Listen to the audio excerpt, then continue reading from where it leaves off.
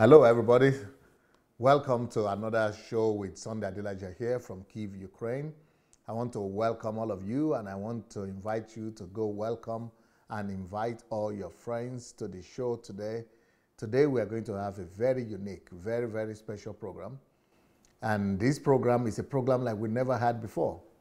A very, very original program, because, thanks to the guest that we are having today. So please go ahead and invite your friends. Go ahead and call on your family members, on people you love, people that you care about. Go and tag as many people as possible. Today, you are going to be amazed, pleasantly amazed and surprised by our hero today. Yeah, I'm having a lot of respect and admiration for him, for his courage, and for the life that he is living, that many people who don't have the kind of challenges that he is facing on a daily basis cannot even do 10% of what he's been able to do with his life. So I'm having today Mr. Sonny Ezurike. Mr. Sonny Ezurike is here with me, and he is a brother that is doing his PhD. He's a musical artist. He's a musician, a singer, and despite the fact that he's visually impaired, what people would call somebody that doesn't have the use of his sight or blind, this man has been able to finish not just high school, not just primary school, not just high school, not just first degree, not just second degree. He's doing his PhD and sponsoring himself to do that. And sponsoring himself to do that abroad. People who don't even have any challenge cannot sponsor themselves to finish first degree. What a man. What kind of a man is this? Hello, Mr. Sonny. What a phenomenon. What a phenomenon you are. What made you like this? Even we that don't have any problem, we cannot achieve the kind of thing that you have attained.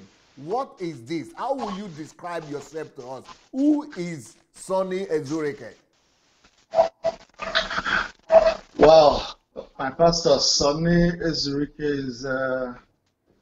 is a Nigerian, but I believe it is the grace of God that has been able to bring me this far. It's been God all the way, right from my very first day till now. Otherwise, it would have been extraordinarily difficult comparing the physical challenge I have. So it can be no other thing but God. Yeah, but okay, let me tell you the first impression that I had about you.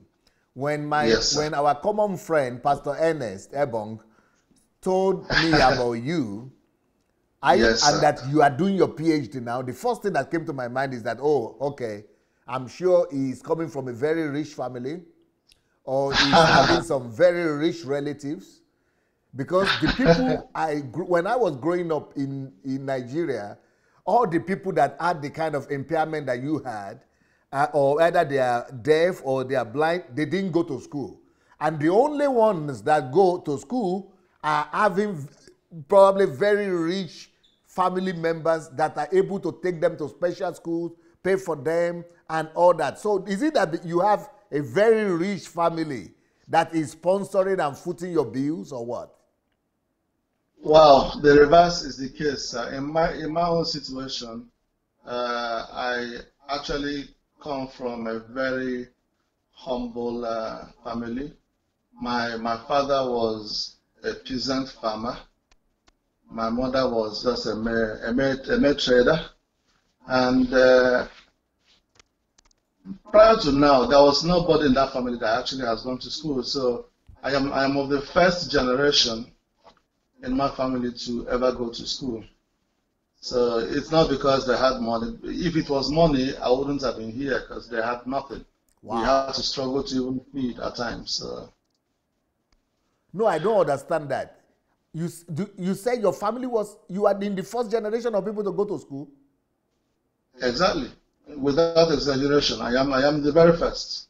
My father had about 28 children. Not one went to school. I think the boys managed to finish primary school, and they all took to apprenticeship. This thing they usually do in apprenticeship. Yes, in the part east. of Nigeria. Yes, yes. They all went to learn one trade or the other. And the girls, I think, managed to finish. And one of them managed to finish secondary school, but that was all. She got married. So I'm actually the very first that went to secondary school, finished, went to university, finished, and went to Aberdeen University, did my masters, and here I am now. No. But how is that possible?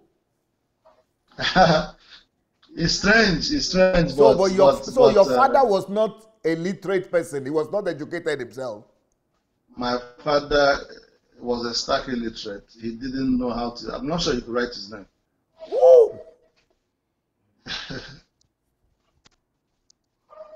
No, but what was the impression in your what led to your impairment? Were you born like that? No, sir. It was as a result of measles when I was 3 years old. Okay. Yeah. These are the measles we used to have in Africa those days. Yeah, I understand. I understand measles have been eliminated here in Europe, yes. But it's still prevalent in Africa. Is it still in Africa? It is still prevalent in Africa. Measles are still in Africa up to today? Till date. Oh no, This has been eradicated from Europe long time, just like malaria has been eradicated from Europe long time too. Exactly. That's what I got to learn, but unfortunately, the same situation does not apply in Africa. Sonny, you used to see very well. You remember? Well, at age 3, I'm not sure there's much I can remember, but of course I did see from birth. I wasn't born blind from birth. I had my both sides, my both eyes, and I played around with my peers in the village. So, but it wasn't just me that was affected. Actually, I think there was an outbreak of measles within that community. Okay. And children of my age bracket were affected, but from what I was told, I was the only one that survived. The rest died. Ooh. I survived, but not without paying this ultimate price. So the rest died? Yeah, they didn't make it. Yeah. Now I begin to understand what you were saying. You know, in the beginning, you said God has been with you from birth. No, it's now that I'm understanding. Oh. That is the truth. So God preserved your life. God did. In his mercies, he did. He preserved my life, and he has remained faithful to villagers or even some relatives will say it might be some evil spirit. At least now, especially now in Nigeria, they will say, go take him to some deliverance. Take him to some place. It is evil spirit or Satan or demons or father's house or mother's house that caused it. I don't know if you are familiar with what I'm saying, sir. You're right, sir. You're right, sir. Do you hear any story like that, or did you come across anything like this? In my own case, actually, that was very early in the 70s, so they didn't really. But I know there was. My mother told me of a woman who came to her because the thing was terribly bad. So bad that even to carry me as a baby was a problem. So one woman came to her and suggested to her to throw me away. He said, to your mom, why are you still bothered about this child that is dying? Why don't you throw him away? And my mother said she began to cry. She began to weep because how can a woman like her suggest to her to throw her own child away?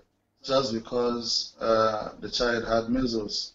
So so glad that she didn't do as the woman had suggested, really. My God.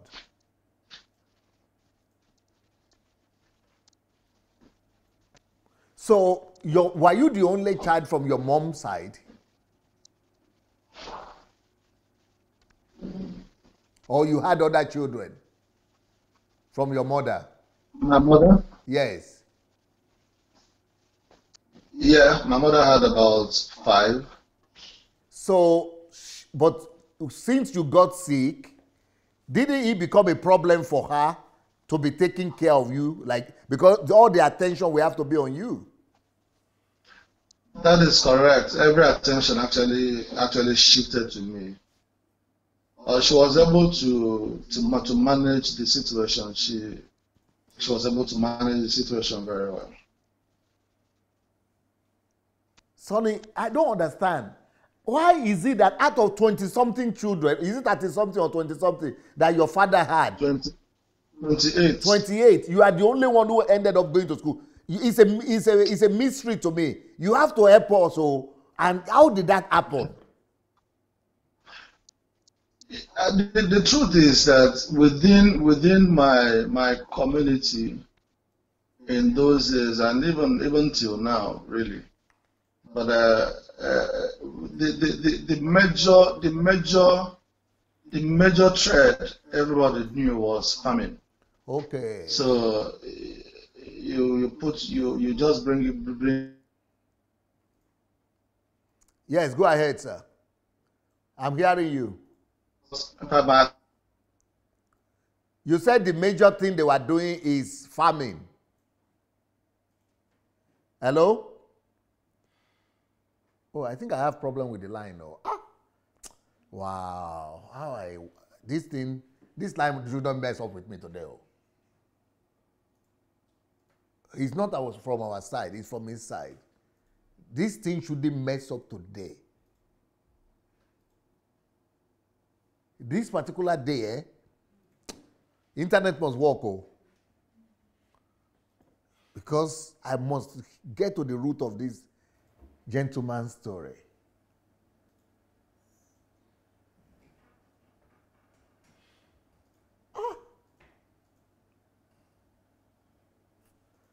This is an amazing feat. I mean, can you imagine how many of us are able-bodied people?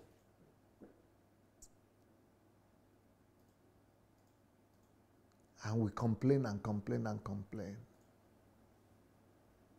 And we can't make anything happen for ourselves.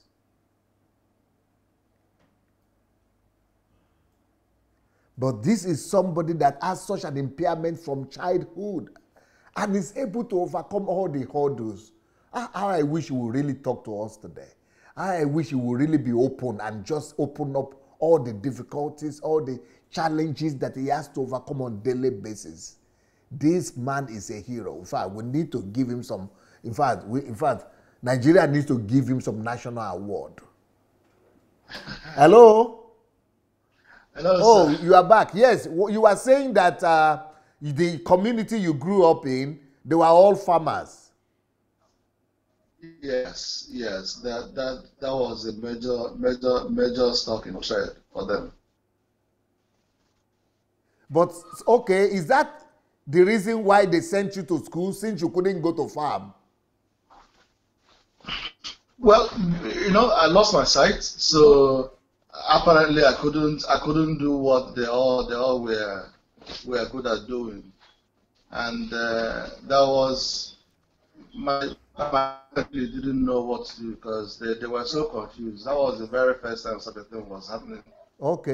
First time they were seeing such a child around, so. There was this please, Mr. Sonny, can you move a bit back like that, backward like that? Yeah, good now. Excellent. Yes, I'm hearing you, sir. Okay, sir. So there was a relation who came to them and advised them to take me to a special school for the blind, which was then in Olu, my local government. So that was actually how it all started. Your local Because government is called. Your local government is called Orlu. Orlu. Olu, Orlu. Olu. Orlu. Olu is in Imo State. Okay, okay.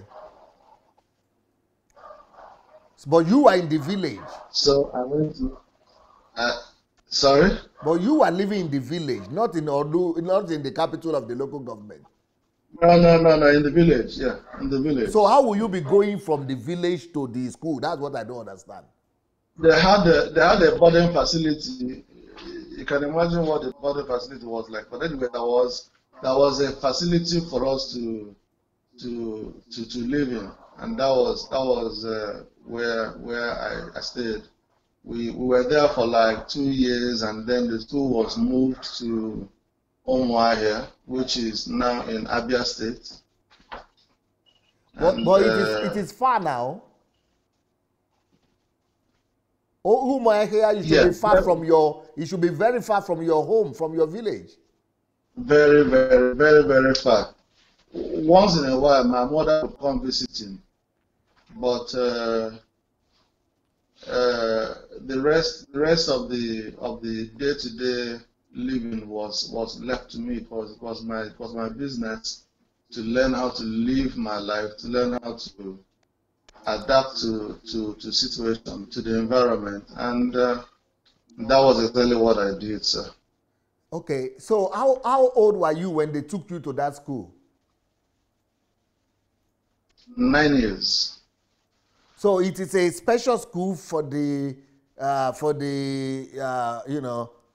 impaired sight impaired people, huh? Yes. Okay, but you are 9 years. I'm sure some other people will be younger than you. I think I was the youngest in my time. I was the youngest. Others were a lot older than me. You know, in Nigeria, really, it's not easy to own up to having a child who is visually impaired or who is disabled in one form or the other. Sometimes they keep them. They keep them at the background. They don't release them to the community. They don't let people know about it. And yes, I'm with you, sir. Okay, you are saying that you are the youngest. I was indeed the youngest. But how come? Tell me, you are saying something after that. We didn't hear you to the end. Yes, I was saying that back home in Nigeria, families do not easily bring out their disabled ones. Okay. They keep hiding them. They keep them at the background. They don't bring them out on time. So before they know it, age is counting. From 10 years to 20 years, 30 years. When I was in primary 1 in that school, I had some people who were over 30 years that were in the same class with me. Wow. Apparently because maybe either their parents didn't know on time or they just refused to bring them out. Oh. But how are they teaching you? Did they have all the technical abilities and the provisions and all the things that were needed to teach visually impaired people? Not at all, sir. Not at all? Not at all. Not at all. No. The only thing I could tell you they had was a braille writing frame, and braille writing frame could just be like 1 or 2 for about 10, 15 students, 10, 15 pupils, and then for a blind person to write exams, you need to know how to use typewriter back home. Okay. So I think they had just one typewriter in that school within that period. Wow. And we were about maybe like 30 or so, struggling to learn how to type with one typewriter, one very old typewriter. Government in Nigeria, unfortunately, does not live up to their responsibilities. And one really, typewriter. just one typewriter here for about 30 students, and little has changed. It's still about the same thing. If you go to that school, you'll be so surprised to still meet it as it was when we were there. No, but why did you just spend 2 years in primary school? It's supposed to be for 6 years now. No, I didn't say I spent 2 years. I said in that particular place we were we're there for 2-3 years because it wasn't actually meant for the blind only. There were the deaf and dumb and I was school. and the mentally retarded, all of us were in that sense. No, Sonny. That is the truth, sir. My God. They pack everybody, match everybody together. Everybody. Sometimes the mentally retarded will come and hit you on the head and run away. So I think they saw a lot of things, and then decided to find a special school for the blind. It wasn't a fun experience, truly. Since you were the youngest, were you not tempted to run back to your mom? I was not, sir. I was not really, because I just knew I needed to do something for myself. The only challenge I had was never returning back to school early enough, because they were always not ready for me to go back to school on time. You mean your parents? Yeah, my parents. I remember school would resume. I'd be in the house crying because the things they needed to get, they wouldn't have it to give me. But no, I don't get it. They will not let you go back to school on time. Why? Not ordinarily they would want me to go back to school, but to buy the provisions, okay, and to give me some pocket money. Okay. They didn't have it. Because they were poor themselves. Exactly. Oh. Exactly. They had nothing. Okay. So I would stay back in the house, cry for like 3 weeks, 1 month, and before they would manage to rally around something and then give me. I am so happy that you are talking about these things. I am so, because that you are detailed about it. Because what you are telling me is making me to know that Nigeria, I must go there by the grace of God. In fact, if I have to go back I want to be part of these problems. I want to go and identify with all these challenges, with all these problems. I want to make them my problems. I want to, oh my God. Wow. Oh my God. Wow. So people are suffering like this on a daily basis. Day in, day out. It's terrible. It's terrible. People in Europe don't even know these things exist. They don't. Shy. Even to just go back to school, your people couldn't even afford it. They could not. They could not. And how much is it? Maybe it's 15 naira or 20 naira. They might not be able to gather it. It's something like that, but they didn't have it.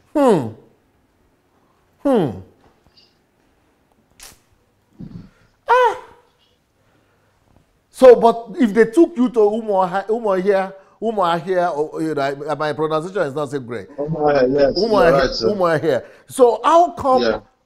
So you have to be traveling there. At a point, I got to learn how to travel to the school myself. No. That is the truth. How? How now? That is the truth. Sir, I don't know how to explain this. By yourself, you will come out of your village. Yeah. Come out of the village right and go from to the time. Eh? Right from time, I began to practice this independent living, I always cherished doing everything myself. And I want to believe that was actually what helped me along the way, because my parents were surprised that I could go to Umuahia and come back whenever the school closed. Come back home from school by yourself? On my own, yes, sir. Ah, my God. My God.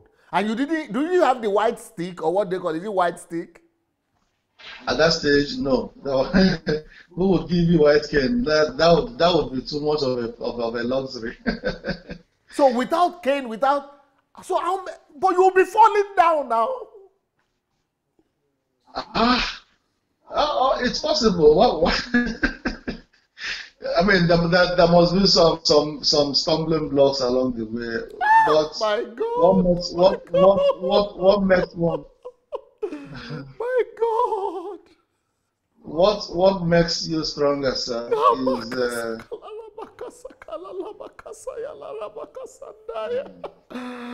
my God! From the village to Umo here, but your state, you are in Imo State now. Yeah. From Imo State to Abia State by yourself? Yeah, but then it was under one state, but No, quite I'm just big. using the state now for people to know the distance. Exactly, yeah. Yes, sir. How many? But there is not one straight transport from your village to the school now. No, about about three drops. Bye. And nobody was holding you by the hand. Right from time I hated people holding me by the hand, so I would always manage on my own to find my way. How many times this man would have fallen? How many dishes? How many holes? How many injuries? I will tell you one experience. I'll tell you one experience when I was in King's College. Okay, in Lagos. In Lagos, yes, sir. Okay. I had my white cane though at that stage, but there was a day I was to have an interview with NTA2 Ikoyi. Okay. And I hadn't been there before, so that was my first day. And nobody was taking you. No, I was on my own. So that was was funny to me, but truly, at first it was a very painful experience. But what had happened was I had alighted at the bus stop and I was to cross the road. Now I had the impression that it was just one wide road I needed to cross. I didn't know there was a gutter in between the two roads. And Nigeria is such a funny country. Most gutters are open. My God! Oh. there's none that is coveted. So I had crossed the first road confidently, and I was happy with myself, just waiting for vehicles to clear for me to cross the second road. I didn't know there was gutter. Before I took the next step, that was it. I saw myself landing there, but happily I still got up because I knew I needed to accomplish mission. I got up, cleaned up myself, and went my way. Nobody knew what happened. It was only me that knew. I fell somewhere, but that was a good lesson for me because I still needed to travel back to where I came from. And when I had finished with the interview, I came out, and because I already know I've fallen there before, and I know that's a gutter, so I was able to navigate my way through. So we learn from experience. So you are not able to see your clothes and your... No, not at all. I'm Americans would say legally blind. I'm legally blind completely.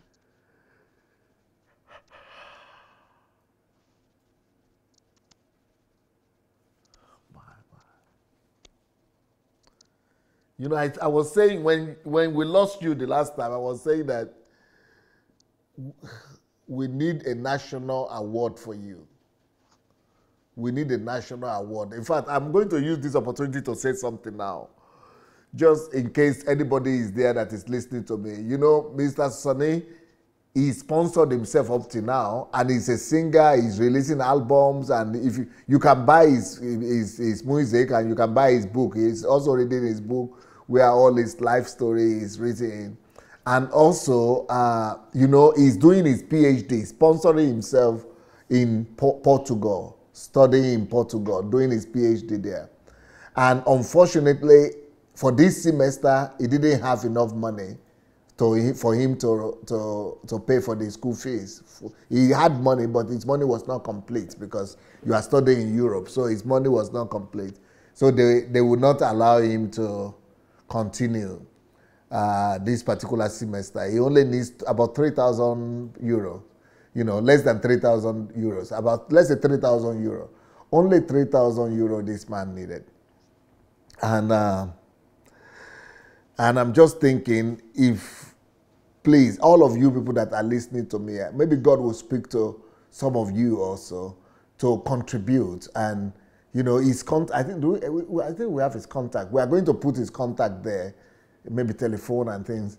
And I'm going to put his contact right now. His contact are there now. I want all of us to contribute any amount we can contribute. So anybody that can contribute $100, 200, 1,000. Maybe one person will even be touched to pay the whole thing.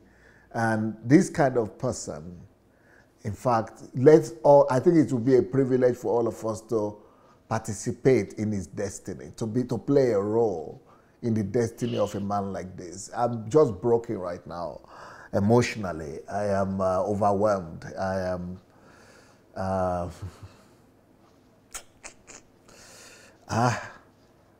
you know, what a hero. But I want to take you back to Umo here.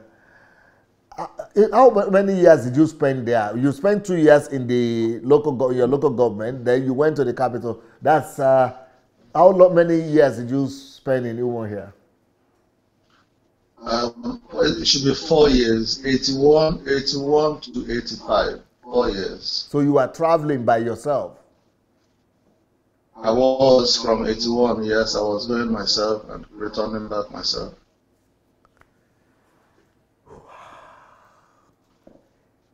This is not 1 kilometer or 2 kilometers, oh? Not at all. This might be up to 100 or 200 kilometers, oh? It should be.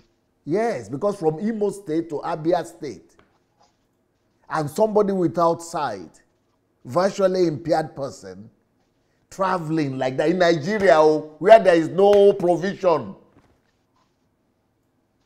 for the disabled, where cars don't even stop for people who are okay, talk less of people who are not okay, where cars just drive anyhow, no street light, no street light, no road signs.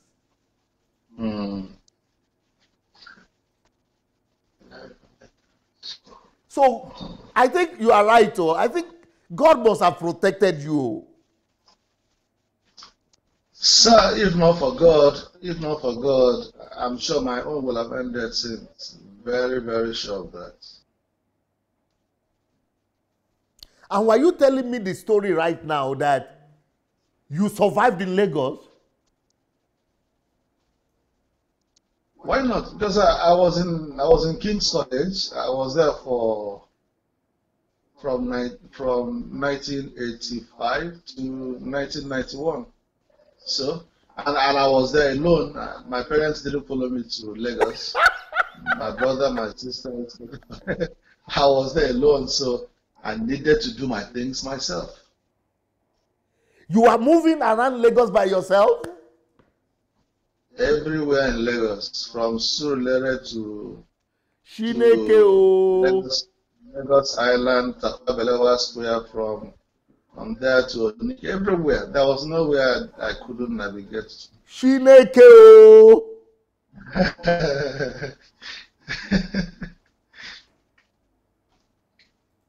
Oh, they just put some more light on you now. It was good. I don't know where the light came from. It was I think my team is the one who did it. The bath is straight. Or where did the light come from? Somebody just put more light on you. It was very good. But wait. Wow. Hey. You know me, the way you are seeing me now, you know me, I cannot survive in Lagos. With 2 eyes, so. In fact, I've never stayed in Lagos more than 2 weeks. And every day I stay in Lagos, I get lost. Lagos is too rowdy. So me, I want to find out how are you able to make it? Oh, it will be difficult to fully explain what my journey in Lagos was like, really. But I mean, the transportation in Lagos is horrible. The more Lue. Yes, sir. But I was jumping into those molues. There was a day, there was a day a moving vehicle, a bus. It was a downfall. Yeah, a downfall. We got to the stop where I was to stop, and the crazy driver refused to stop. So my one leg was down, and the other one was inside. But finally, people started shouting, and he managed to stop. But it's not a funny experience. Lagos is not easy to move around, really. But I had no choice. Because I needed to survive. It was my future that was at stake. Oh my God. Please go and call somebody, everybody who is watching this program. Please go and invite people. Go and invite people. Oh, go and invite people. Let's all go invite people. Pastor Hebong, Pastor Ernest, thank you for inviting Sonny to come to this program. Thank you for inviting Sonny to come to this program. Oh my God. Go and invite everybody that is complaining about his life. Anybody that is complaining about anything in life, please go and invite them. Oh, let them come and see the hero of our time. The hero of our time. Oh my. If you are not from Nigeria, you don't know what Lagos means. Just imagine New York or London City or any megapolis where, I mean, movement is crazy. I mean, nothing can compare to Lagos. Lagos is worse than anywhere. And this man, oh my God, please, where can we send money to? Okay, we cannot, at least telephone, please be showing his telephone, I beg you. We all need to begin to contribute to this man's education right now. You know, we don't have his account, but we will call him. Maybe he will be able to tell us. But, you know, please, let's anybody, you know, this is the kind of person we are supposed to be giving our tithes and offering to. Not to those big men and those churches. If you have a tithe this month, and you have already not committed it to somebody underprivileged person anywhere, this is the person I will recommend you to give your tithe and offering to today. I mean, for this month. You know, I bow down before you. I bow down before the God that is in you. I kneel that I prostrate before your heroism, before your boldness, before your courage, your desire to live and to make it. And you are so quiet and so humble like this. Is your book on Amazon? Pastor, yes, sir, it is on Amazon at the moment. Please yes. show that book. Let's see the book. And my. How did you survive Lagos? Lagos. Ooh. Lagos. Actually, if you ask me Lagos for free, I won't take. But then because I needed to survive, sir. I did everything I could in my power to make sure I scaled through the hurdles. Lagos is not an easy place to live in, not at all. But I was there for 6 solid years, And you didn't have a car. Sonny, you didn't have a car in Lagos? I mean, I'm doing my PhD now. I don't even have a car. If I tell you how I managed to overcome Portugal, sir, you probably wouldn't believe it. Please tell us. I want to hear, please. I came here alone in 2016, and prior to my arrival in Lisbon, I hadn't known anybody here. So, and but when I came, already in my mind I had envisaged what I was going to go through. So I had to go to the school. They gave me a hostel. Well, I called the association here that takes care of the blind. You know, I was in Aberdeen before, where I did my masters. Yes. And while in Aberdeen, but my very first day I arrived in Aberdeen, they gave me a mobility trainer. And because I cherish my independence a lot, my mobility trainer actually was even surprised that in under 1 month already I had known my way. So, but at least she was there to assist me, to teach me some things. In Portugal, when I arrived and I requested for such a help from the association here, well, maybe for language barrier, they couldn't send me anybody to teach me. So I needed to now survive on my own. I had to learn my way. Myself. I had to begin to study the school environment, how to go to my faculty, how to go to the gate, how to walk down to the train, to the metro station, and God being God. And because I know within my heart, I knew I was going to make it. So somehow, it became like the drinking of water or the counting of ABCD to me. So eventually I got to overcome the whole place, got to know everywhere. And my dean herself, sometimes is amazed when she sees me doing certain things that probably she has never seen before. You know, here people are fond of using their guide dogs or whatever. But because I never really wanted to have a guide dog, I always wanted to be on my own. So they find this when they see me moving around doing things myself. And then when I moved from the hostel to where I am at the moment, it became an additional task because I needed to then study my way from where I live to the school. And that was an additional problem. I had to learn to study my way from my house to the church, to the local church where I attend. And that became an additional task. Ordinarily in Aberdeen, they would have given me a mobility trainer again to train me around, but I didn't have any such access. So I had to teach myself. And then depending on God, relying on God, again I overcame. So it's amazing to me. Sometimes I laugh when I walk because certain things I couldn't do when I first arrived, I can now do. Sir, I don't know, do you have anybody in the house with you or you are by yourself? I have one of my friends here. Please, can we tell him to help put some light on you? Now he's good. He's putting light on you now. Yes, good now. Yeah, good. Excellent now. Excellent. Let him hold the light like that for us till we finish. Oh. My God, Sonny.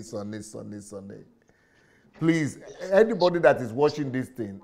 Oh, he has removed the light again, no? Is it okay? No, it was okay now. Now it's dark again. Put it the way you put it 1 minute ago. Well, anybody that is watching this thing, please, I want to beg you, especially if you know anybody in Portugal, or if anybody is in Portugal right now, or even if you are not in Portugal, this man must finish that PhD. This man must finish that PhD by all means, by the grace of God. Ah. I don't know if I can finish this program. I'm emotionally just shattered.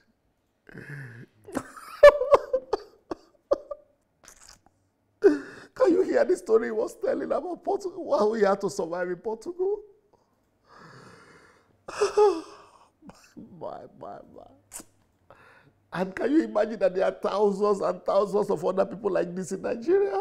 Oh my God, release me from this place on time. I know God's time is the best. Father, hear my prayer about Nigeria. All these people must not be left alone. Ooh.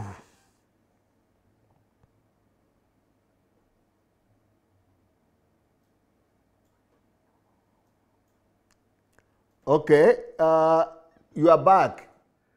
The light is still not all right. The light is on his chest. We need the light to be on his face. It's okay. I'm going to give you a minute. Okay. No conflict. All right. Stand up. Yeah, it's better now. It's becoming better. It's becoming better. Only I hope it's not too far so that we can hear his voice.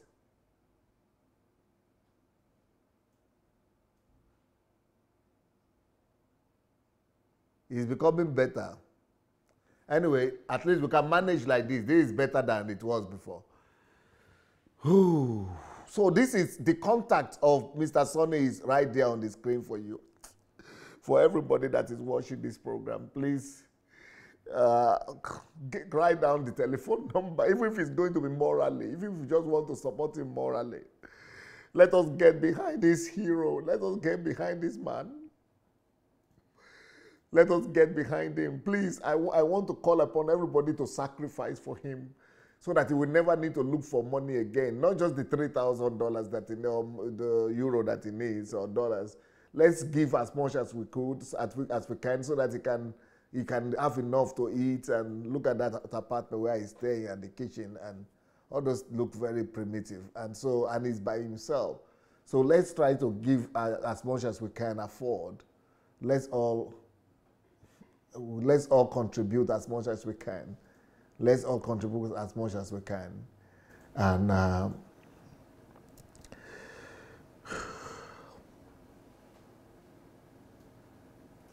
let's all contribute as much as we can so that it will not need to struggle for the next year as well. Pastor, is it better now?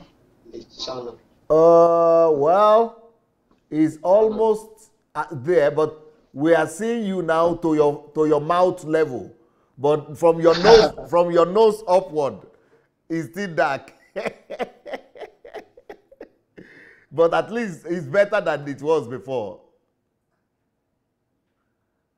If the person holding the camera can show the other side. Right now they are showing more to your right side, but we need the camera to show more of your left side.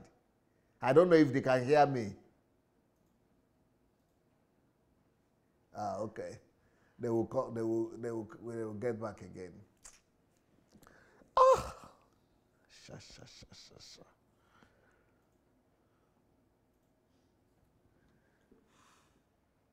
Please, I think I would like all of you people to try to call. Please, let's try to call in to this program, because you'll be able to help me to finish this program, because I am totally, burdened by this situation.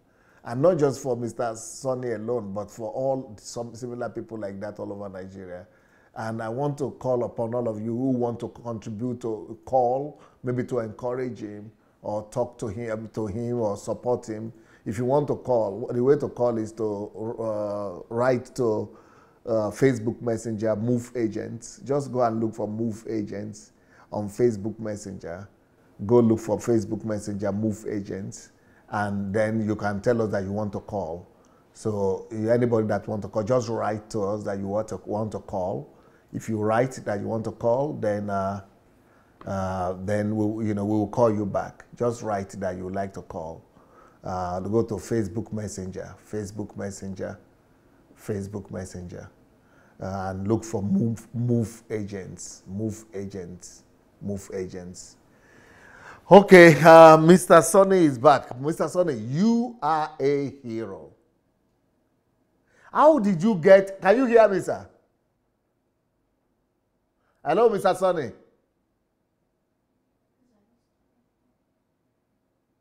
Hello, Mr. Sonny. I think we lost him again. Say, How can we send? Anyway, the telephone is there. Everybody will find out how to be able to send some money to him. But, my God. I don't even know what people are thinking right now. What is happening to people? Or it's just me that I'm so sentimental like this? What's happening to people out there? Emmanuel, come here. What are you experiencing? Please bring the chair. Come here. What's happening to you? Or am I crazy? Am I the only one feeling like this? Please, does anybody have any right to complain now with what I'm seeing here today? So sad. The same thing I was telling one lady, complaining. I said, why are you complaining? You've got 2 eyes. Why are you complaining? You've got 2 eyes. You're complaining you've lost your job. You're complaining you don't have job. But you have 2 eyes. Why? I don't know. This should be an encouragement. Just to have eyes. We don't even value it. Sight. We don't even value it often.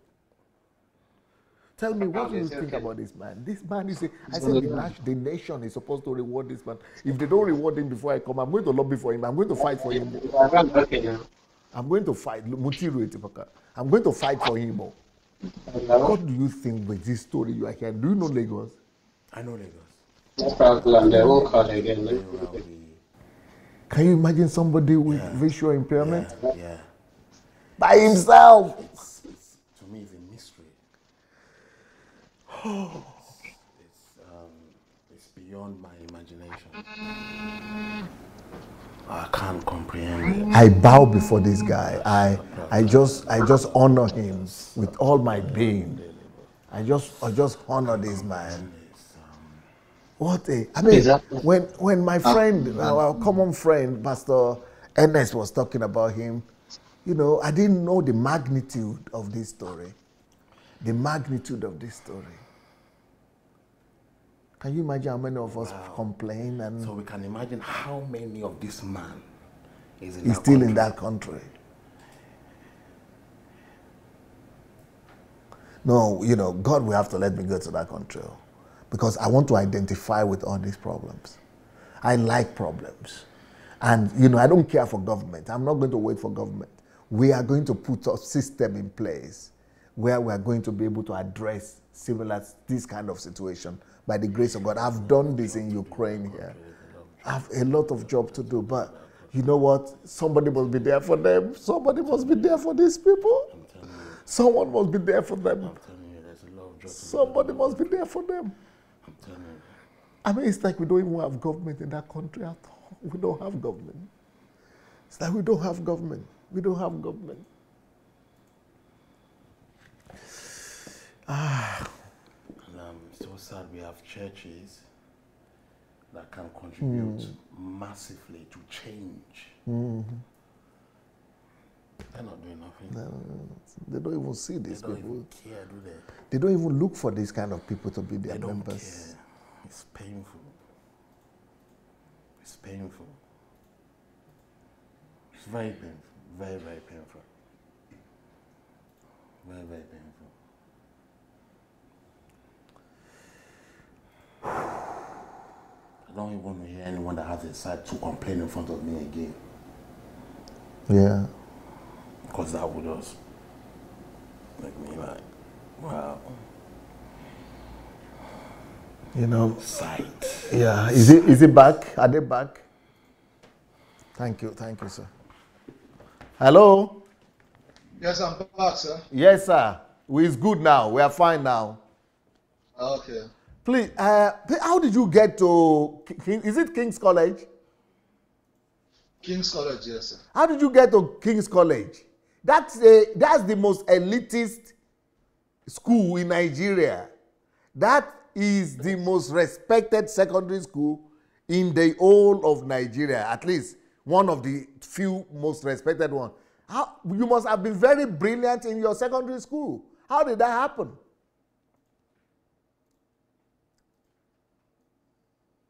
Hello, sir. The internet in this Portugal. This Portugal is like Africa. Oh. This Portugal place. I think I've not been to Portugal. What's wrong with their internet? They shouldn't mess up this, my brother. Oh.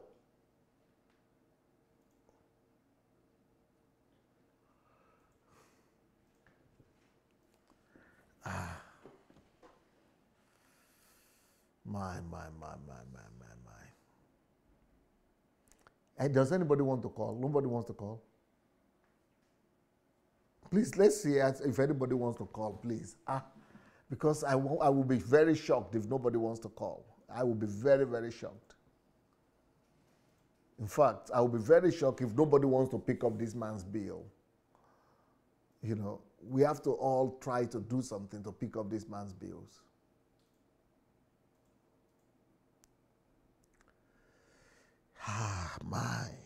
I've seen problems. No, there was no material, no.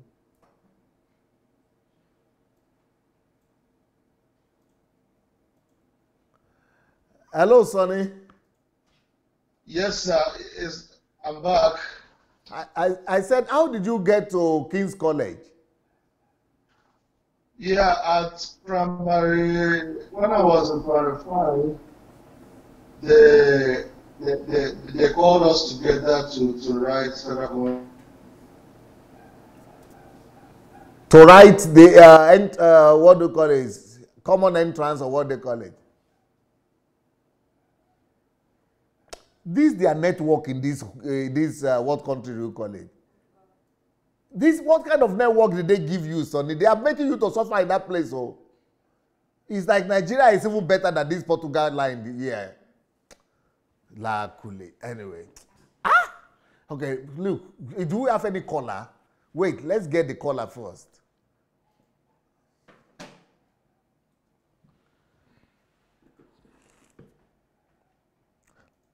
Let's see if there will be a caller. I think somebody wants to call. I'm sure we should have more callers today. That's what I think. If anybody has empathy and sympathy, I think people should let this man hear what they're thinking about him. And he will be going to some churches there in Nigeria or here, and I don't know what those churches are doing. Those churches are supposed to pick up this man's bill. The church that he's going to is supposed to pick up his bill. The church he's coming from in Nigeria is supposed to pick up his bill. But and he has to be paying for everything by himself. He's paying everything by himself. Hello, sir. Who is calling from where? Here is Ernest, Pastor Ernest from Germany. Oh, Pastor Ernest, now you caused the problem. Oh. Yes, it's a very sad issue. How did you even meet himself? I met him in Lagos in those days. In fact, it was very nice. In those days, I think it was in Full Gospel that I got to discover him, and I was very glad, to meet him. And because he was also a singer, but the surprising thing was that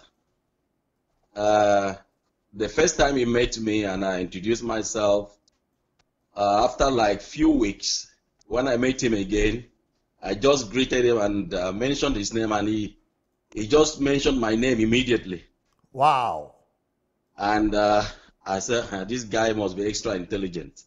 So we became friends, and he didn't live too far from the church I was worshiping. So I used to visit him, but there was this shock I had. I said, how he was able to move around Lagos without anyone. He would just be going alone like that on the streets. Are you serious? And I, so you yourself, you witnessed this thing? Yes, I was with him. We were friends for years. And where he stayed, I used to visit. We were very close. And later, even until he got married, I was there in his wedding. When he did his album launch, I was there.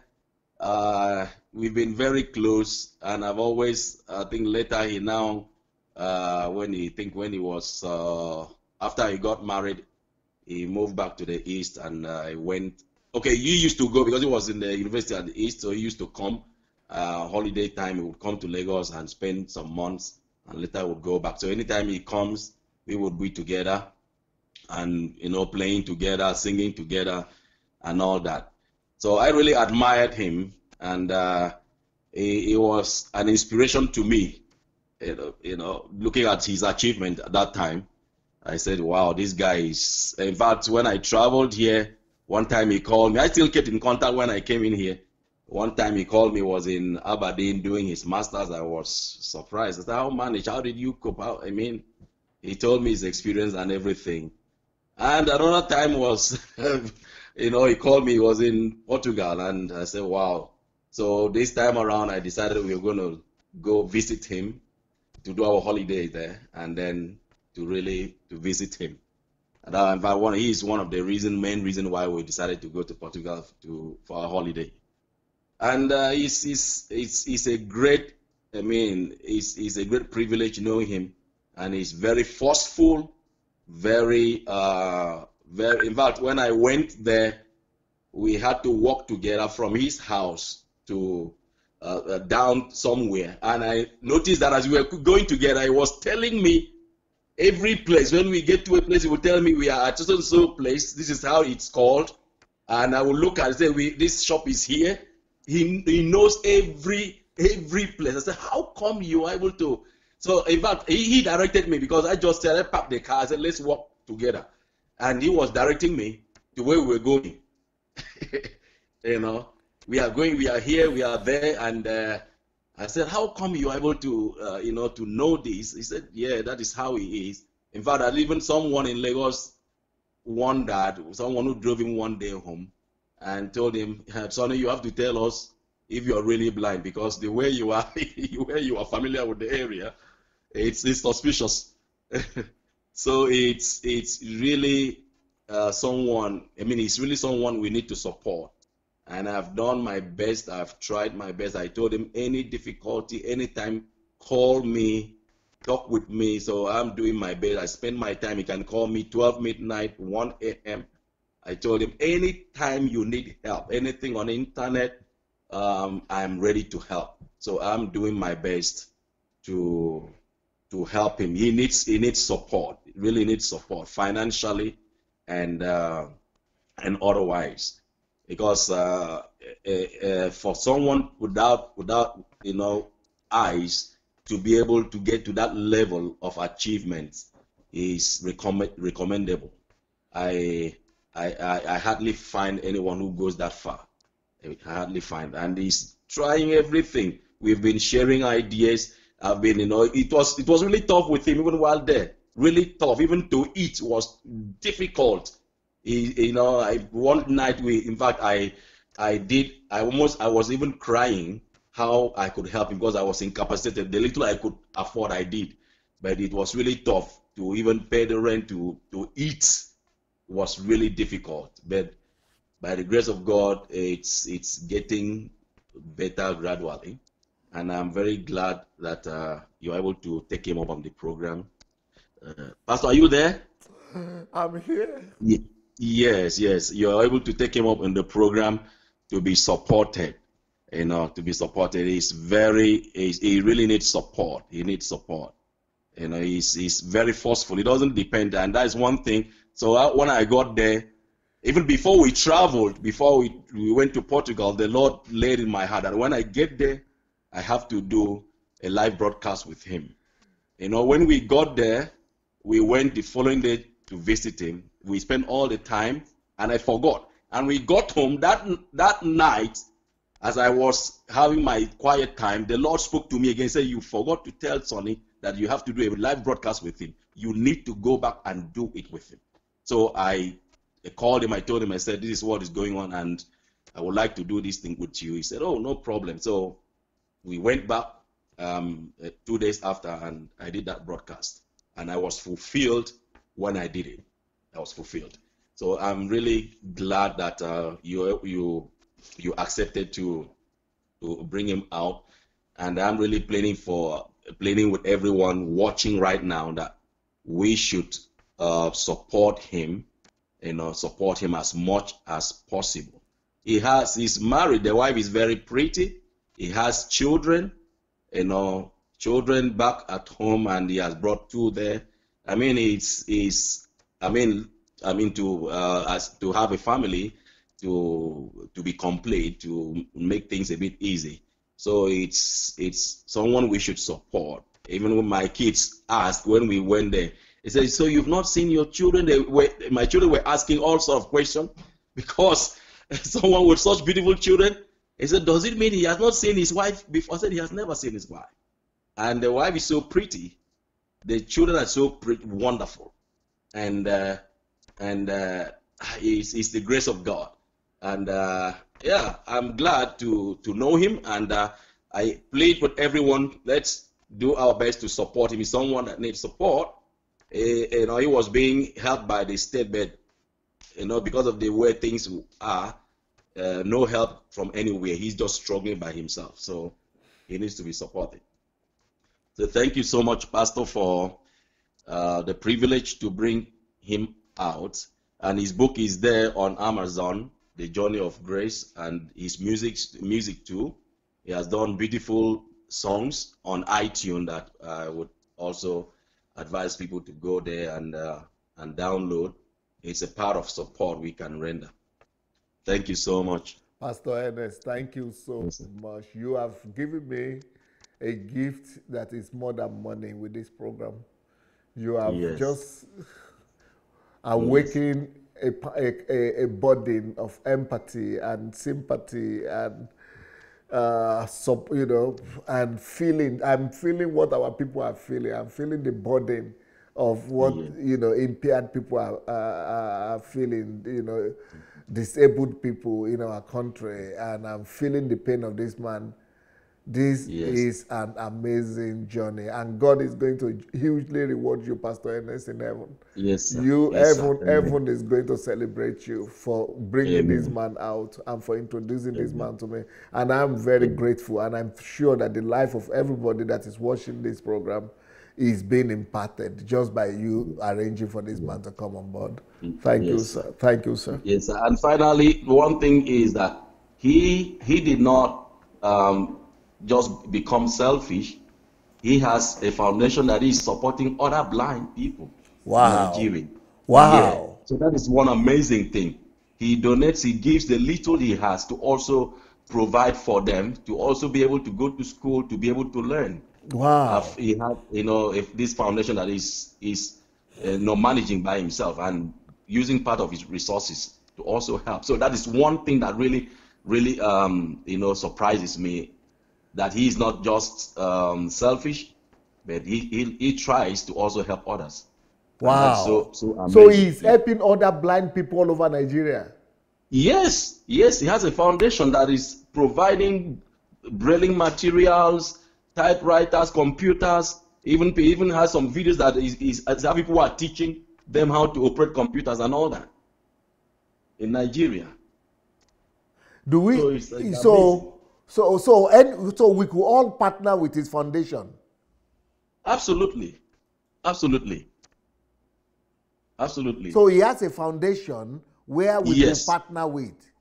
Yes. Okay, they are showing the photographs now of what he's doing. These are the equipments for the blind. He's the one providing for them. Yes. Wow. Single-handedly. Yeah. He's supplying all the other blind people all over Nigeria. Yes. So it And means he that told this me, is the kind of person we should be giving our tithe and offering to now. yes, sure. Sure. He is the so I see he's doing a serious work. Oh, talk Yes. three photography in Charlotte. Nada maximum na jipakazi. Yes. Oh, my brethren, everybody that is watching us today, please, I beg you, let us become partners with this man. Let us see what we can do to partner with him and to, to be able to support him in the wonderful work that he's doing. Please, everybody, please. Even if it's going to be 10% of your tithe that you want to be sending to him, let us make up our mind to do that. It's not even for him alone. It's not even living for himself. He's supporting other people. Wow. What a man. No, was this Drugo? Is one of that? No, Pakanet, another Drugo. Okay, so thank you so much, Pastor. Yes, sir. I think somebody else wants to call too. Let's see another. Okay. Thank you, sir. Blessings. Yes. Thank you, sir. Yeah. Yes, the Budu Bosha photography. Let's try. I think we have another caller. We are going to bring Sonny back. But before we bring him back, let's see if we could hear another caller.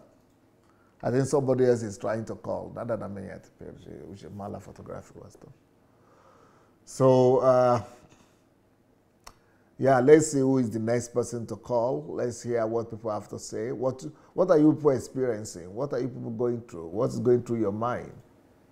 Hello? Do we have a caller there? Hello? Are you sure we have a caller? I can't hear anybody's voice. So. Huh? Hello? I think we have to try it again.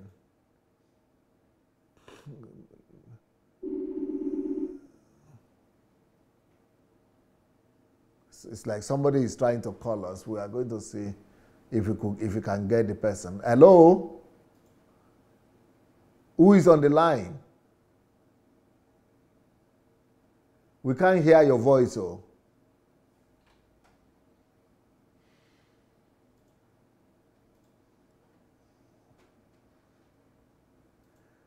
Okay, let's go and get Sonny. Maybe, unless we have a caller. Okay. Well, these callers, let them get through now. Otherwise, I want to go and hear Sonny's story, more of his stories. Unless somebody will get through now. Because I want to ask about Sonny's foundation. But let's see if the caller will talk now. Hello? Hello, good afternoon, good morning, good evening. Yes, it's good evening here. Who is calling, please, from where? Please, it's Gabriel Nnadi calling from Malaysia. From Malaysia, Gabriel. How are you, sir? I'm fine, Pastor. Did you hear this story? Yes, I've been listening to this story for about 1 hour now. Nearly 1 hour now. So, yes. Actually, I do listen to your program, but have never kind of physically identify with it. But I've been very, very much in communication with your program. Okay. So, and this story is unfortunate that this story I'm hearing it for the first time. Yes. And it's very, very painful. Yeah. Very, very painful. Very painful. But I thank God for His grace, because a story like this, it's only the grace of God that can sustain this kind hero. Yes. All this while. But let me just make a little remark here. Yes. There are many like him. There are many, especially, when we talk about Nigeria today, people don't understand some of the things that happen in Nigeria. Okay, sir. I saw you. I saw you when you were like vibrating in regards to uh, his story in Lagos, how Yes, he sir. was sojourning from one place to other, falling Yes. inside the gutter. You Yes. know, I mean, you that is with your full sight could not be able to spend 2 weeks in Lagos and the rest of them. Yes, sir. Yes, sir. Sometimes you will not understand. Even you will not understand. Some Nigerians are already used to this kind of situation. Wow. Because millions are passing through that kind of situation. Millions. Not I'm talking about millions. Wow. And because that's why sometimes when you see an average Igbo man, his heart is different from other Nigerians because what we passed through as a result of the Biafran Nigerian war, the history could not record and cover what people passed through all the horrors and what sufferings what people are still passing through. Wow. As a result of those period of time. Wow. So and as a result of that, so many people, when you talk about like in this program, I just said something. I made a comment in this program. Somebody was kind of, I told him, I said, you are a kid. You don't know what happened. Because if you understand the decadence of a societal situation caused by that war through the negligence of the Nigerian government. Yes. Up till now, especially in the East. Wow. Especially in the East. Could you imagine a situation whereby there is no single school, a federal school, catering for this kind of disabled citizens within the entire Eastern region? I'm talking about the entire Eastern region, and there is nothing like that. Wow. Ordinarily, he was not supposed to study in Lagos. Oh, of course, no. If there was a provision for him within the East, he was not supposed to go to Lagos and be sojourning from one place, falling inside gutter just to acquire education. Yes, sir. Why not have such kind of provision around the East? Yes. Why can't government provide for at least if the government cannot provide for the healthy citizens who are with their side? What of this kind of people? Yes, sir. So I don't want to go too far because maybe I may be blocking others from calling, but I want to say I'm going to make a little contribution, just very little, a small token. I am very much touched from what I'm just hearing. And it's even unfortunate that it's coming from my own side because I'm also an Igbo man. Yes. Hearing my fellow Igbo man, passing through all these things. But sometimes very I wonder painful. Very painful. Why the church keep quiet? This is why I don't pay tithes to any pastor. Yes. I don't give, not even the Reverend Father. I don't give anybody 1 naira. I have warned my wife. Never any day I listen to I heard that he's giving anybody money. Then she will pack her load and go. Yes. I always tell her, you see people on the street, see all those beggars, yes. see all those hospitalized, yes. see all those crippled. These are the people that deserve to take money. Not all these people that are camouflaging in different forms, yes. manipulating people from one way or the other. Yes, yes, yes. So, but let me not just waste our time. I would like to have, he can send me his account. Yes, sir. In this my Facebook messenger. He can send me his account number. At least I'll try my best.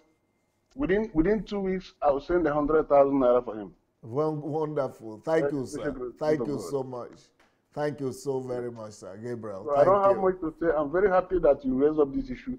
I have never had a story that touched me like this story. Yes. If possible, I would like to have his private phone number. Yes, we will send it to you now. All right. Yes, sir. God please, bless. Babusha, please send the telephone number. Please continue. Continue. Thank with the you, sir. I'm very, very much. Thank you so much. I have shared this post to all the groups that are in my contact. Yes. A lot of people are hearing it. Please, everybody, go and share this thing. Oh, let's all go and share. Share this message. Let's go and share in all groups. This man actually deserves. He's a hero. He's a hero. Of no comparison. Yes. Please, let's go and share this message in all the groups and in all our contacts onto everybody. Please go share. Go share the message. Let's go and share the message, please. You do have any? Help us out of all Thank you, Gabriel. Thank you. Thank you. All right. Thank you, sir. Ooh, please, if you can go and buy the book also, The Journey of Grace. That's Sonny's book. Total Issues won it. Let's get Sonny back. Is Sonny there? Let's go and get him back. And send the contact to the person immediately. All his something. Oh, my. Wow. Is it there? Is Sonny there? Please, somebody, please, let's go and share this message with everybody. Thank God we have the first 100,000 naira to be sent to Sonny. And everybody else who want to send money to him, the telephone number is there, the email number is there. His contacts are on the screen right now. You see it down. It's, on the, what do you call it? On the screen, you see the text on the screen. Hello, Sonny. Hello, Pastor. Yes, sir. Sorry, we were talking without you here because your telephone, I don't know what they are doing with your network over there. It's like Nigeria network. Please, make you tell me about your foundation. Pastor Ernest called and said that you have foundation. Tell us about that foundation. What are you doing there? Is this okay? Yeah. They say you have foundation. Put that in my message. Can you tell us about the foundation? They say you have foundation that you are using to take care of other people. Please, I want to hear about the foundation. Yes. Is it true? Can you tell me about your foundation? Hello, sir. Unfortunately, sir, I can't even hear you very well. I don't know what happened to the speaker, but my foundation is called Redemption International for the Blind. Okay.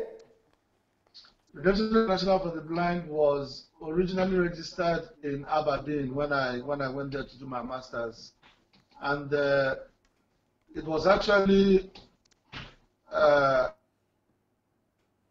Yes, sir. We are hearing you. My microphone is okay, but we lost him again. Zvanok, yes, there. Huh? Is Zvanok, yes? No, I don't know it is Zvanok with them.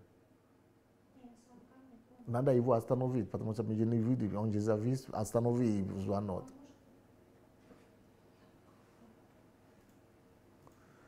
This their line, eh?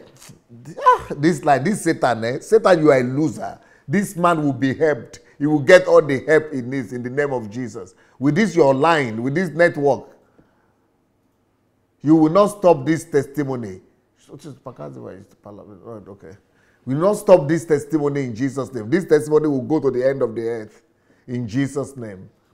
Please, someone wants to call, because we cannot get, no, that was Switchy, no. Daite, yeah. We can't get Sonny again. I don't know. That his network is not very good. But please, let us call him. He has his direct number there. Let us, all of us, begin to call him. So that we will, I will finish the program soon now. But somebody wants to call. Let's still hear one more caller before we finish the program. Oh, my God. Yes. Who is calling, please? This is Kenny from UK. Kenny. Oh, yeah. How are you, my sister? I'm fine, yes. Have you been with us? Not from the beginning, but I can't get what you are talking about. There's so many people like that in Nigeria, to be truthful. Like the last caller called, it's not only in the eastern part. There are lots of people that are disabled one way or the other. Maybe they have visual impairment or one way or the other, but they're all just by themselves. I want to give you an example. My sister works with Lagos state government. She was posted to one home. Hello, dear sir, you still there? Yes, yes, yes. Please talk. She was posted to a home to work there. She's an administrator. I'm just saying the level of how things are really bad in Nigeria, how we neglect one another, how we don't care. It's not even just about the government alone. It's about me and you, about every one of us, helping one another and not just closing our eyes to the other person and just writing them off, say, oh, this person is not like me, this person is disabled, or this person is that, and write them off.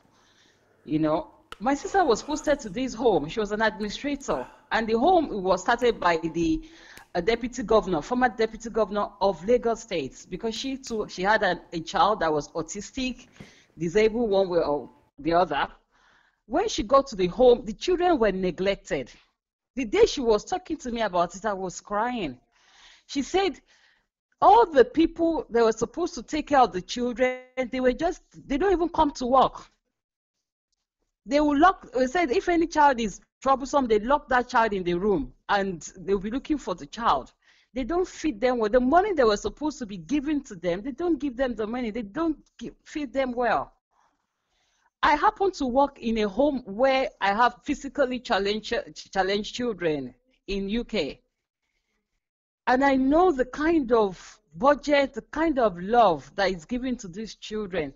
In that home that I work in UK, a child's budget for a year is £200,000. And that has to be spent on them.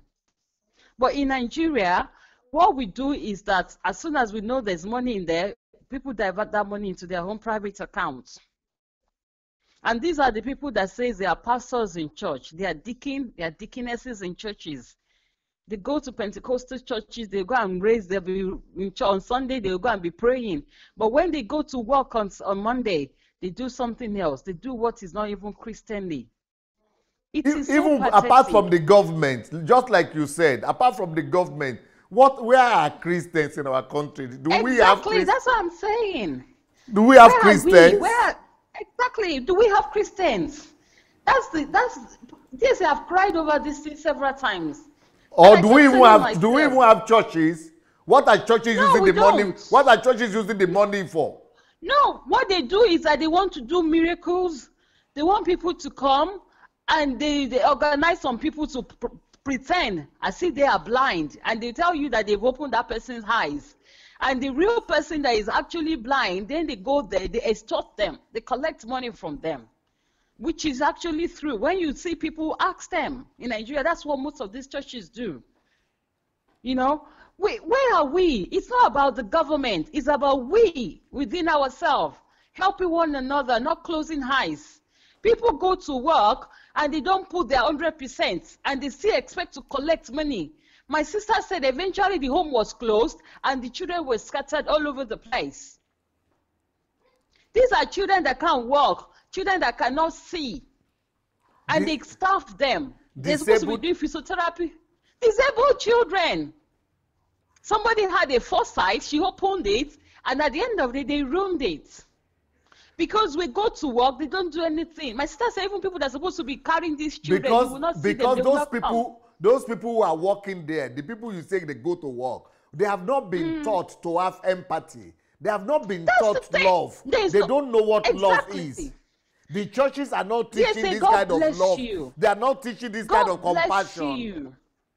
They say it's not even, I'm telling you, I told people, do you know how many training I've gone through to be able to work with these children? I need to show them love. There was a day I went to work, DSA. I was about going home. One of the children, she grabbed me and she started scratching me. I couldn't do anything. I'm not allowed to touch her or retaliate back. That doesn't mean the next day I go to work, I won't still talk to her. I'll still have to show her love because it's my duty to do it. I need to be understanding. I'm a mother. I always tell myself, the first thing I think about is that if I am the one that have this challenge child, what will I do? Will I abandon them? Will I not show love to them? I go there every now and then. I work there. They call them, it's called RNIB. It's called disabled children. And these children are very intelligent, as you see them. They might have impairments in some areas, but their senses are very good. Yeah, just like this man. Exactly. There's a boy, he just needs to meet you one day, just one day, DSA. If you go there in maybe 3 weeks after, he will call your name. Just say a word. He will just come near you and he'll call your name and say, oh, is that Pastor Sunday? I'm telling you. These children are very, very intelligent. But where do we put them in Nigeria? We abandon them. We feel that they don't have any future. They are neglected. It's so disheartening. It's so disheartening. I told myself, I just pray God give me the grace. I want to go and open a home in Nigeria where it's free. Children that are disabled should come there. That is my vision. That's why I told God. That's why I want to go to that home, because I'm learning a lot. I'm learning how to love. You don't need to love people that loves you back. You need to love people that can't even show you love. Yes. That is Christian love. When you love people that loves you back, I don't see it as love. But you love people that you know they can't give you back that love you're giving to them. That's what I believe is practical love. Yes. And that's what Jesus said. It's so disheartening. That's what Jesus said. It's so disheartening. And these people that works in these homes, they are Christians. They call themselves pastors. They call themselves deaconess. And they're so cruel. If pastors and deaconess and ministers and believers are so cruel like that, can you imagine the kind of society we have? I'm telling you, what they think about, the only thing they do, they always think about is offering, tithes. They believe, no, as long as they go to church, they do service in church. That is what is acceptable before God. They are choir or they are ushers in church or this. They believe that is a service unto God. No, that is not a service unto God. Service unto God is service on Israel. Religion has killed faith. Religion has killed Christianity. Religion has killed love. I'm sorry, dear. Say 1 second. Let me give you a scenario. I watched this woman, Funke, whatever her name, Felix, whatever, I can't remember. She was saying that her sister didn't get pregnant because her sister wasn't going to church very well. And I listened to that program. I was like, this is wrong. This is not right. You don't feel, she said that her sister got married because her sister served her for 11 years. And after she got married, she didn't have children on time. And she now went to God and prayed to God that why is it that her sister didn't get married? She said God told her that her sister was not coming to church faithfully. She said that anytime the angels that brings children to church, to her, they don't meet her in church. I was like, what? So it is only in church that God can meet with you. We have idolized church. We have turned church to the temples. Church like has become the Pharisees. Church has become an idol. Yeah, we've idolized church. And that is why a lot of people will take big money. Instead of them helping a disabled person, they believe that there's more blessing in giving to the church than giving to somebody that they feel that can't repay them. They believe there is God more in their church than someone helping their human another person that needs help. We need to reorientate ourselves. We need to know that if you can't show love to your brother that you see. Can you imagine the story of this man by himself, walking throughout Lagos without a stick or nothing? Can you imagine that? Can you imagine? And he got education for himself, primary school, secondary school, first degree, second degree, PhD now, and he's sponsoring himself. You see determination. And he doesn't even have money to pay for the school. He doesn't even have money to pay for school. He's still pushing there by faith. That's why I'm telling everybody watching today, don't buy my book today. Let's all go and buy his book on Amazon. Let's everything you want to use to buy book or anything, send to him. Send every money to this man. Yes, so please, I want his account details. Whatever I can. We don't have his account details, but we have his telephone. His telephone is there. We are showing his telephone right now. It's on the screen. Okay, no. On the screen. Thank you, man. We need to love one another and show love, but not just to the church. The church is just a building. Thank you, Kenny. We are the church. I think we have a caller. Okay, then. Thank you, sir. Okay, sir. Yeah, bye. Thank you so much. Let's try to see if we could get Sunny again.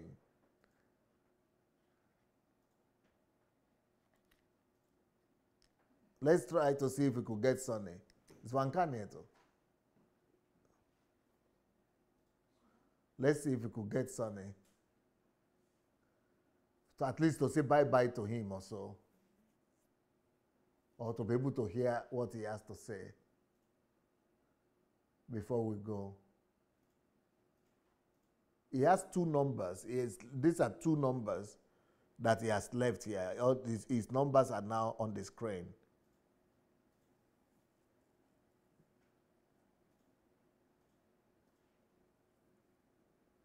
His numbers are on the screen, so please get in touch with him. Can we get him? Is he there? Can we get him anyhow?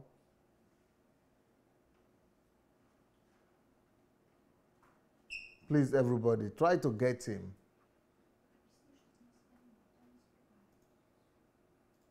And his email also is there on the screen. You can also write him or go to his homepage. Oh, my.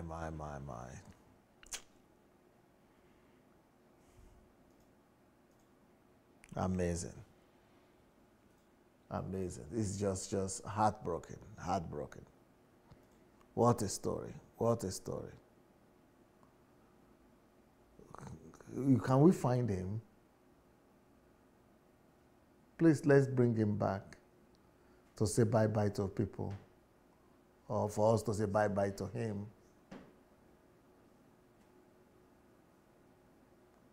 This is their internet in that Portugal. I'm really vexed at this their internet. I'm really cross at this their internet. Please, everybody, I told you, please make you not buy any book from me today. Let's send all the money to Sonny. Please, I beg you.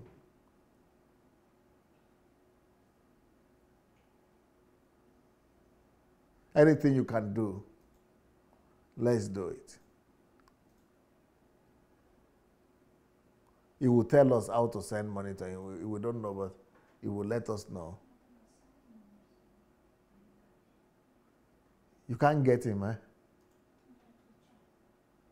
Okay, no problem. Anyway, I think or somebody want to call. Anyway, guys, please go and look for Sonny yourself. Call him on phone because his internet is not working and we are calling through the internet. So go and call him, get in touch with him, send him SMS. He will explain to you how you could send money to him and help him. Thank you, guys. I'm done for today. I'm just done. Thank you, guys. God bless.